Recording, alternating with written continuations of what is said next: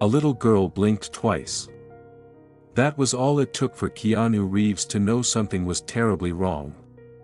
In a world constantly buzzing with distractions, smartphones demanding attention, earbuds blocking ambient sounds, minds preoccupied with endless to-do lists, how many subtle cries for help go unnoticed?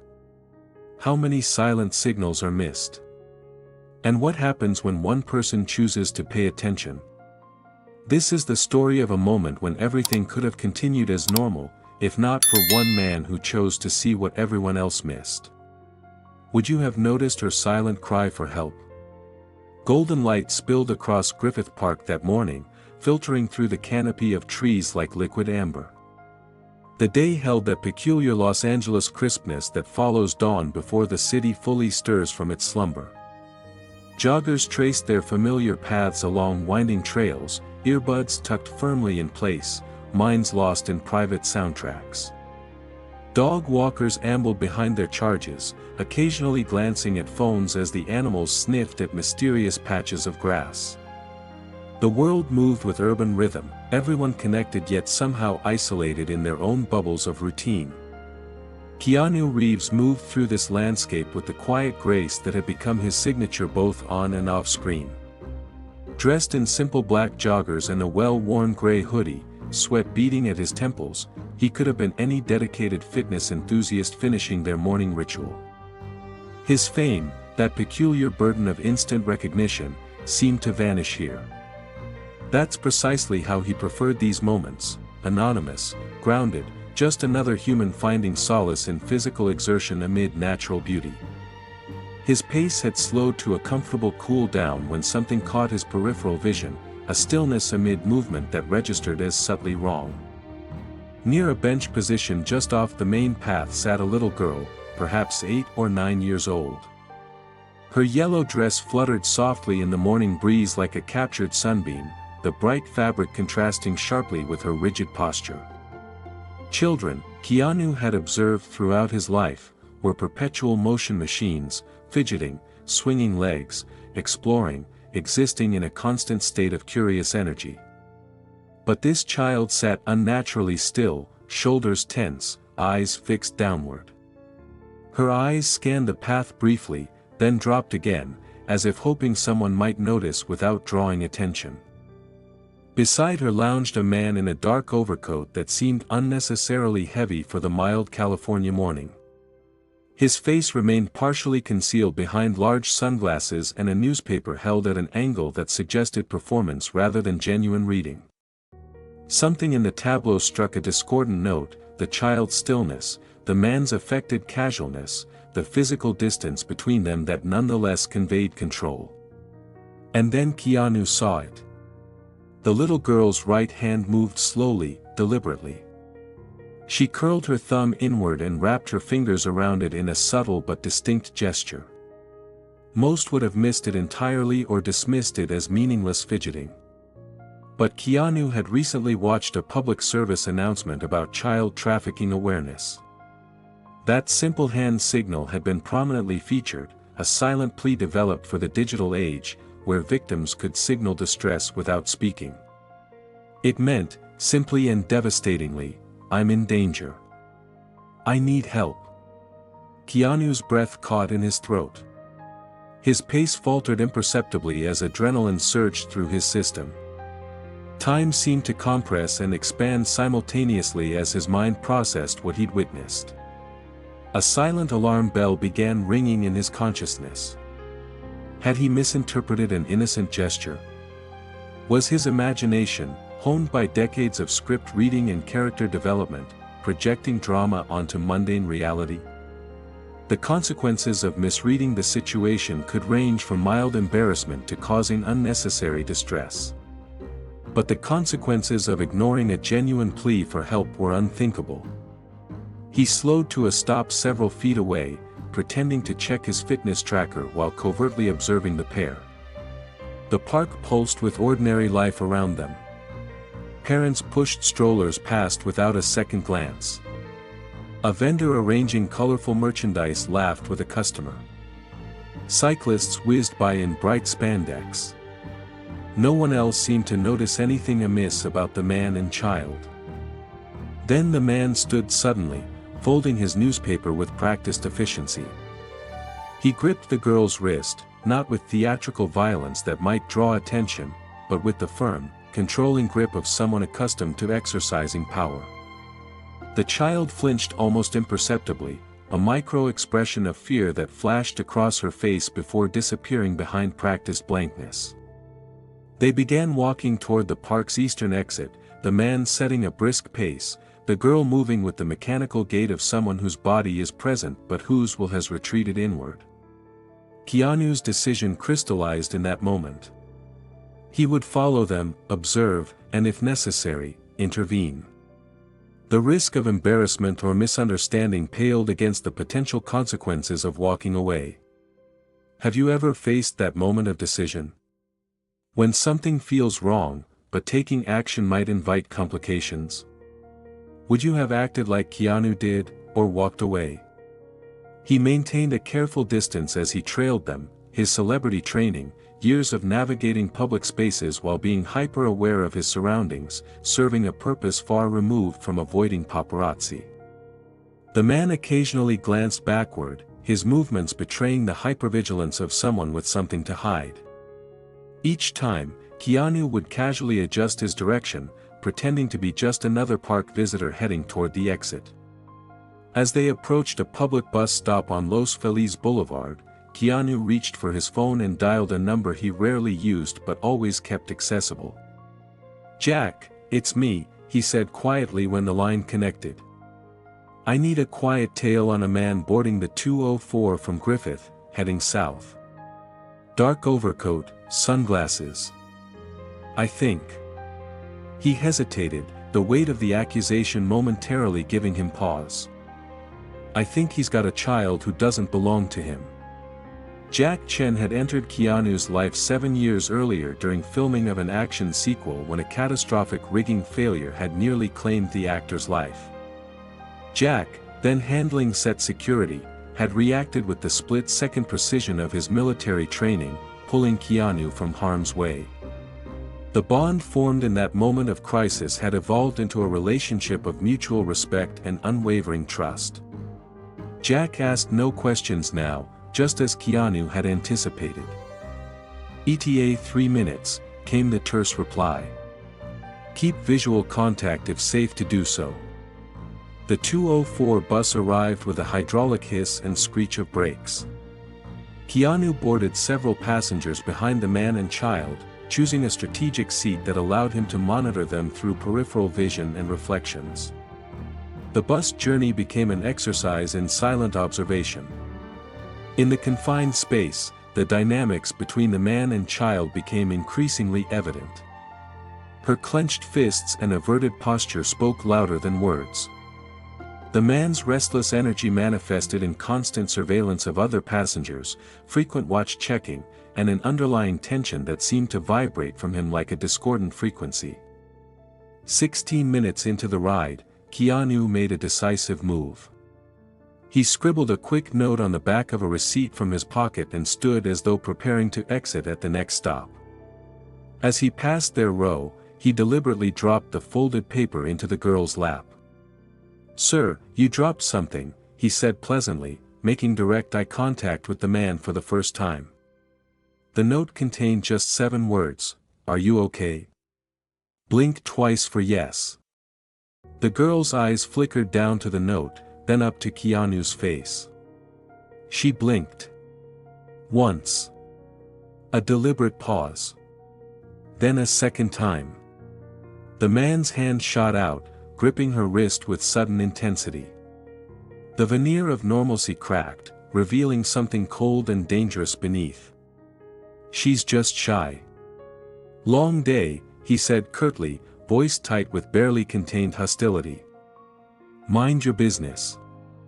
Keanu nodded pleasantly and repositioned himself at the rear of the bus, maintaining visual contact. The man's demeanor had shifted, urgency now replacing his earlier calculated patience. 2 stops later, he abruptly pulled the girl to her feet and yanked the stop request cord. As they exited, Keanu followed at a careful distance. The man increased his pace, nearly dragging the child as they turned sharply into an alley between a laundromat and a closed electronics repair shop. Keanu followed, his heartbeat steady despite the adrenaline coursing through his system. As he rounded the corner into the alley, he saw Jack's familiar silhouette already blocking the opposite exit. The precision of the timing reflected years of professional experience. Jack had anticipated their movements perfectly. The man jerked to a halt, his grip on the girl's arm tightening visibly. His head swiveled between the two men now effectively trapping him in the narrow space. "Problem," he sneered, attempting to project confidence though his voice carried the higher pitch of escalating panic. He tried to shoulder past Jack. "We're late. Move." Jack didn't budge. His stance, legs slightly apart, weight centered, hands loose at his sides, conveyed relaxed readiness that anyone with combat training would immediately recognize. Keanu stepped forward, shedding the careful anonymity he'd maintained. "She gave the signal," he said simply, his voice carrying the quiet authority that had become his off-screen trademark. "I'm not letting her leave with you." The man's face contorted with rage and desperation. He cursed viciously and lunged forward, attempting to pull the girl as a shield while simultaneously reaching toward his waistband. But Jack moved with the fluid precision of someone whose body remembered violence intimately, intercepting him before his hand could complete its journey. Within seconds, Jack had the man pinned against the alley wall, arm twisted behind his back in a control hold that invited no resistance. In the sudden stillness that followed, the girl's whisper seemed unnaturally loud. "He said he was my uncle, but he lied." The simple statement carried the devastating weight of betrayed trust and the particular vulnerability of childhood. Keanu knelt slowly to bring himself to her eye level, careful to maintain enough distance to avoid crowding her already traumatized space. "What's your name?" he asked gently. "Lily," she replied, her voice gaining slight strength as the man's control over her visibly weakened. "I want my mom." "We'll find her, Lily," Keanu promised, the gravity in his voice conveying absolute certainty. "You're safe now." Jack had already called law enforcement. The distant wail of approaching sirens grew steadily louder as they waited in the alley, Keanu talking quietly to Lily about her favorite animals and school subjects, Jack maintaining his professional vigilance over their captive. When the police cruisers arrived, the scene transformed into controlled chaos. Officers secured the suspect while a female detective with kind eyes and a no-nonsense manner introduced herself to Lily. Paramedics checked the girl for injuries. Keanu provided his statement with the straightforward clarity of someone accustomed to recounting narratives. As the officers processed the scene, one detective, a weathered man whose badge identified him as Detective Lopez, pulled Keanu aside. "We've been tracking this guy for months," he revealed, voice lowered to prevent Lily from overhearing. "Ramon Diaz. He's not a lone operator, he's part of a sophisticated network that exploits soft spots in public systems to move children without detection. False papers, corrupted officials in some cases. They target vulnerable populations where reporting might be delayed or complicated by language barriers or immigration status." Keanu's expression darkened as the implications settled over him. "So if she hadn't done the signal, she'd be gone by now," Lopez confirmed grimly. "Another missing file buried under bureaucratic paperwork and jurisdictional disputes. These operations move fast. 24 hours and she could have been halfway across the country or outside our borders entirely. Have you ever noticed something others missed? Perhaps not as dramatic as a child trafficking attempt, but any moment when your awareness made a difference." Keanu glanced over at Lily, who now clutched a shock blanket around her shoulders. Despite her ordeal, something resilient shone in her posture, the natural courage of childhood not yet fully extinguished by trauma. "How did she know the signal?" he asked. School program, most likely, Lopez answered. We've been pushing awareness campaigns hard in the district schools. Teaching kids about personal safety, warning signs, the hand signal. Looks like it paid off today. He paused, studying Keanu with professional assessment. Most people wouldn't have noticed. Or if they did, they might have convinced themselves they were mistaken. Easier not to get involved. That wasn't an option, Keanu replied simply. As the officers prepared to transport Lily to the station where her frantic parents were already waiting, Keanu approached her one last time, kneeling again to meet her gaze directly. You were very brave today, Lily, he said, his characteristic intensity softened by genuine admiration. She looked at him with eyes that had witnessed too much yet somehow retained their childhood light. No one else saw, she said softly. Only you. Those 4 words would echo in Keanu's consciousness long after the sirens faded and the day resumed its ordinary rhythm. 2 weeks passed. The story made brief headlines: actress's daughter rescued from trafficker, celebrity intervention thwarts kidnapping, before being subsumed by the relentless news cycle. Lily's parents had requested privacy, which the media largely respected, though speculation about Keanu's involvement generated the expected flurry of social media activity. But something had changed within Keanu himself. The incident had crystallized a growing awareness of how his position, his resources, visibility, and influence, could be leveraged for specific, meaningful impact. Celebrity philanthropy was nothing new, of course. He had always maintained quiet charitable involvements. But this would be different. More focused. More personal. On a clear Tuesday morning, Keanu returned to Griffith Park. This time, he wasn't there for solitary exercise but to meet with a diverse group gathered near the very bench where he had first noticed Lily. Local youth advocates, child protection specialists, former law enforcement officials, and community organizers had responded to his invitation with curiosity and cautious optimism. Thank you all for coming, he began without preamble when the group had assembled. I'll keep this brief. 2 weeks ago, in this exact spot, I witnessed a child using the universal distress signal that some of your organizations have been promoting. That single moment of awareness prevented a trafficking crime. But it also highlighted how much more work there is to do. He outlined his proposal with characteristic concision, a public awareness campaign called Silent Cries, designed to train ordinary people in everyday locations to recognize signs of trafficking and exploitation. The initiative would include visual materials in parks, cafes, schools, and malls demonstrating the distress signal. It would fund mobile safe spaces where at-risk youth could seek assistance without fear. Most significantly, it would establish and maintain safe houses for recovered victims, providing comprehensive support services during their recovery. This isn't about visibility or recognition, he emphasized, his intensity leaving no room for misinterpretation. My role is strictly resource provision and occasional advocacy in appropriate contexts. Your organizations will develop and implement the operational frameworks. You're the experts. I'm just the facilitator.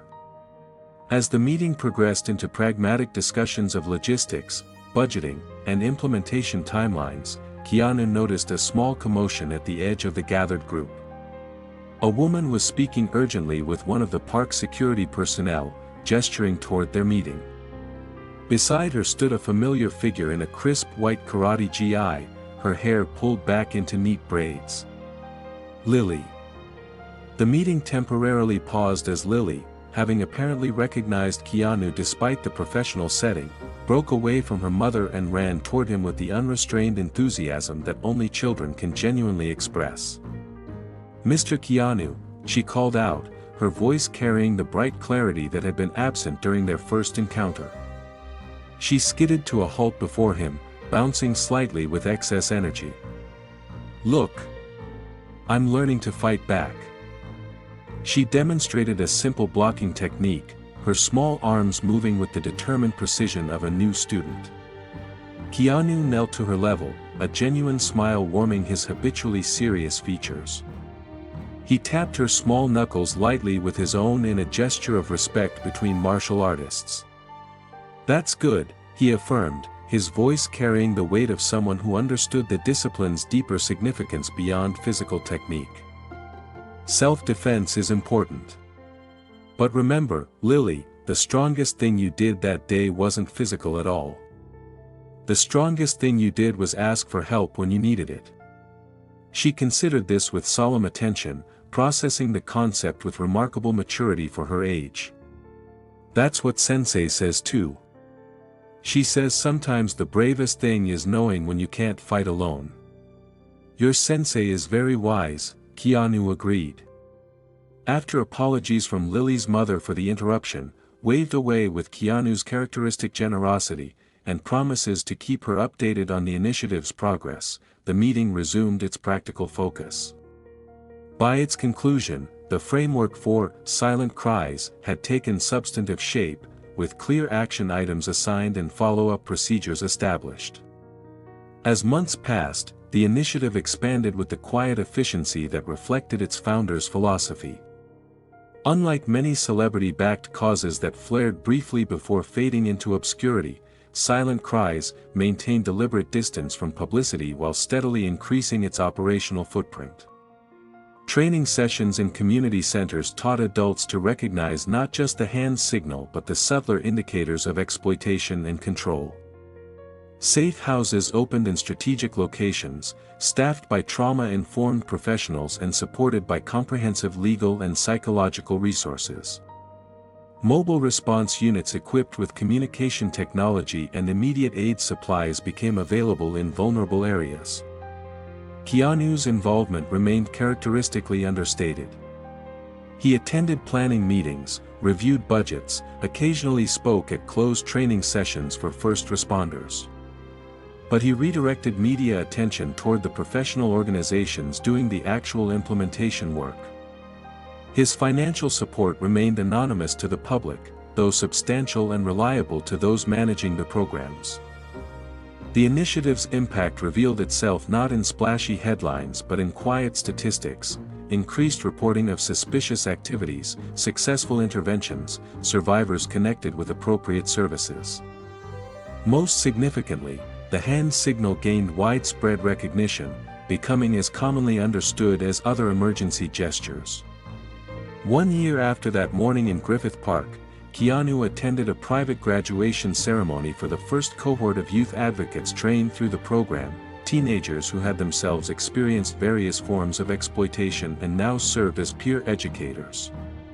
The event was closed to media, attended only by program staff, graduates, and their families. Lily was among them, now 10 years old and carrying herself with the confidence of a child who had reclaimed her sense of safety. She had become something of an unofficial mascot for the program, her experience, anonymized and shared with her family's careful permission, serving as a powerful illustration of how ordinary awareness could disrupt criminal networks. After the ceremony, she approached Keanu with the drawing she had created, a simple but striking image of two hands forming the distress signal, surrounded by watchful eyes represented in various colors and styles. "For your office," she explained seriously, presenting it with ceremonial gravity. "Mom said you probably have fancy art already, but I wanted you to have this too." "This is exactly what my office needs," he assured her, examining the drawing with genuine appreciation. "It captures the whole point of what we're doing, that sometimes the most powerful voices are silent, and sometimes all it takes to change a life is one person who chooses to pay attention." As he held the drawing, Keanu felt a familiar weight settle over him, one he hadn't experienced since childhood. He remembered being 9 years old, feeling desperately alone despite being surrounded by adults, wishing someone would notice the silent struggles he couldn't articulate. No one had been there to see his unspoken signals then. Perhaps that's why Lily's gesture had registered so immediately, triggering something deeply personal that transcended celebrity training or public awareness campaigns. In his hands, the drawing represented not just a child's artwork but a bridge between past and present, a reminder that seeing others is sometimes an act of healing one's own invisible wounds. Lily nodded with the particular wisdom that can emerge from traumatic experience transformed into purpose. That's what I tell the other kids now. That they should always make the signal if they're scared, because someone will see. Someone will notice. Someone will, Keanu affirmed, the simple promise carrying the weight of absolute conviction. As the event concluded and attendees dispersed into the early evening, Keanu found himself briefly alone, contemplating the drawing Lily had given him. The colorful eyes surrounding the distress signal served as perfect metaphor for the initiative's underlying philosophy, creating a world where vulnerable individuals were never truly isolated, where silent cries for help would be recognized, acknowledged, and answered. In a career spanning decades of characters who battled external demons through spectacular action, he had somehow found himself engaged in a quieter but no less vital mission, not fighting villains directly, but empowering ordinary people to recognize the subtle signals of those who couldn't fight for themselves. The work wasn't dramatic or photogenic. It wouldn't translate well to cinema screens or generate breathless headlines. But as he carefully placed Lily's drawing in his portfolio case, he recognized the profound truth that had crystallized through this unexpected journey. Sometimes the most significant actions weren't dramatic rescues or confrontations, but simply the choice to remain alert to the subtle signals that others missed. Sometimes true heroism was nothing more than the decision to pay attention when it would be easier to look away. And sometimes, that made all the difference. Have you ever noticed something others ignored? Have you ever been the one person who saw when everyone else walked by? Would you have acted like Keanu did, or walked away? Comment 1 if you would have intervened like Keanu, 2 if you're not sure you would have noticed the signal. Share your story of a time when you noticed someone needed help when others didn't. Your experience might inspire others to pay attention to the subtle signals around them every day. Comment 1 if you would have intervened like Keanu. Share this story so more people learn the hand signal that saved Lily. Subscribe to Motivation for Success for real stories of courage, compassion, and quiet heroism. Join our movement to spread knowledge about child trafficking awareness, the hand signal for help, and how ordinary vigilance can create extraordinary impact. Remember, sometimes the most powerful voices are silent, and sometimes all it takes to change a life is one person who chooses to pay attention.